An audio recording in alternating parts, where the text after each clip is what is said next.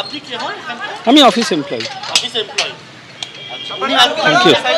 হ্যাঁ, নিজে সাইন করে দিয়েছে। শরীর ভালো না, এমআরআই হয়নি, সিটি স্ক্যান হয়নি, বুকে এখনো চোট আছে, জানি না কি করবে। অয়ন ঘোষ কালকে বলেছিল, ওনাদেরকে রিকোয়েস্ট করেছিল কালকে এলে দাদা হয়তো নিজেই নিয়ে নিতে পারতো, এখন তো টাইম দিলেন না। না না, আমি অফিস এমপ্লয়ি। হ্যাঁ, কি বলা হলো আবার ডেকে যাই না, এখন তো দাদা রিসিভ করে দিয়েছে, এবার উনি যেটা ভালো মনে করবে। উনি 15 দিন সময় চেয়েছিলেন। হ্যাঁ, আপনি কি হন? আমি অফিস এমপ্লয়ি। Office employee.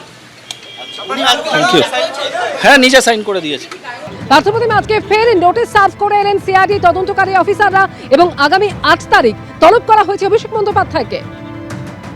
দেখো, অভিষেক বন্দ্যোপাধ্যায় 15 দিন সময় চাইলেও কিন্তু সিআইডি একেবারে 15 দিন সময় দিল না অভিষেক বন্দ্যোপাধ্যায়কে।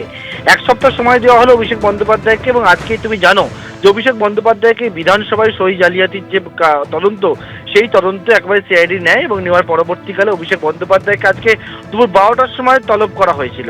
অভিষেক বন্দ্যোপাধ্যায় জাননি তিনি 15 দিন সময় চেয়ে তিনি একটা চিঠি পাঠান সিআইডির কাছে, কিন্তু তারপর আমরা দেখলাম এদিন বিকেল 5:50 নাগাদ সিআইডি একটা টিম তারা ভিডিওগ্রাফারকে সঙ্গে করে নিয়ে ভবানী ভবন থেকে বেরিয়ে সোজা কালীঘাট রোডে অভিষেক বন্দ্যোপাধ্যায় বাড়িতে চলে আসেন, এবং আসার পরবর্তীকালে একেবারে তারা প্রায় 40 মিনিট ধরে অপেক্ষা করেন, এবং তার পরবর্তীকালে তার একজন অফিস স্টাফ, অভিষেক বন্দ্যোপাধ্যায় তিনি অফিস স্টাফ নিজের পরিচয় দেন, তিনি আসেন, এবং আসার পরে সিআইডি যে নোটিশ, সেই নোটিশ নিয়ে অভিষেক বন্দ্যোপাধ্যায়ের কাছে নিয়ে গিয়ে সাইন করান, সাইন করিয়ে সেই নোটিশ কিন্তু সিআইডিকে দিয়ে দেওয়া হয়।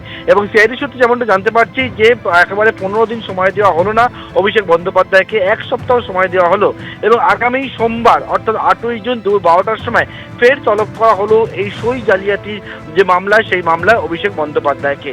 তোমাকে বলবো যে প্রসঙ্গত ইতিমধ্যে সিআইডি সূত্রে যেমনটা জানতে পারছি সিআইডি একাধিক বিধায়ককে জিজ্ঞাসাবাদ করেছে, এবং সেই জিজ্ঞাসাবাদ করার পরবর্তীকালে তারা যা যা তথ্য পেয়েছেন সেই তথ্যের উপর ভিত্তি করেই অভিষেক বন্দ্যোপাধ্যায়কে তারা জিজ্ঞাসাবাদ করতে চান, এবং সেই করতে চেয়ে ইতিমধ্যে তুমি জানো গত শনিবার দিন কালীঘাট রোডে অভিষেক বন্দ্যোপাধ্যায় হাতে গিয়ে সিআইডি নোটিশ দিয়ে আসেন। আজকে তলব করা হয়েছিল, অভিষেক বন্দ্যোপাধ্যায় সেই তলবে আজকে সাড়া দেননি, তিনি তার পরিপ্রেক্ষিতে তিনি আর চিঠি পাঠান, চিঠি পাঠিয়ে জানান যে গত শনিবার দিন সোনারপুরে যে পরিস্থিতি তৈরি হয়েছিল তার যে তিনি অসুস্থ, তিনি 15 দিন সময় চান, কিন্তু সিআইডি 15 দিন সময় দিতে নারাজ। একেবারে আগামী এক সপ্তাহ অভিষেক বন্দ্যোপাধ্যায়কে সময় দেওয়া হলো, এবং আগামী সোমবার দুপুর 12টার সময় ফের তলব করা হলো, এবং সেই সমনের নোটিশ দেওয়া হলো অভিষেক বন্দ্যোপাধ্যায়কে।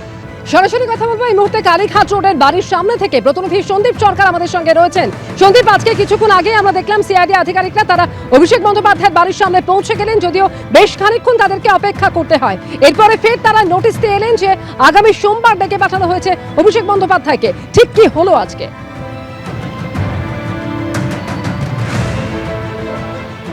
দেখো, আজকে বিকেল 5:50 নাগাদ সিআইডির এই টিম তারা এসে পৌঁছায় এই যে জায়গায় আমি দাঁড়িয়ে রয়েছি, অভিষেক বন্দ্যোপাধ্যায়ের যে কালীঘাটের বাড়ি, সেই কালীঘাটের বাড়ির গেটের সামনে 5:50 নাগাদ তারা আসেন, এবং 5:50 থেকে সন্ধে 6টা প্রায় 6:35 প্রায় 45 মিনিট সময় এখানে সিআইডির 11 জন আধিকারিক তারা এখানে দাঁড়িয়ে থাকেন।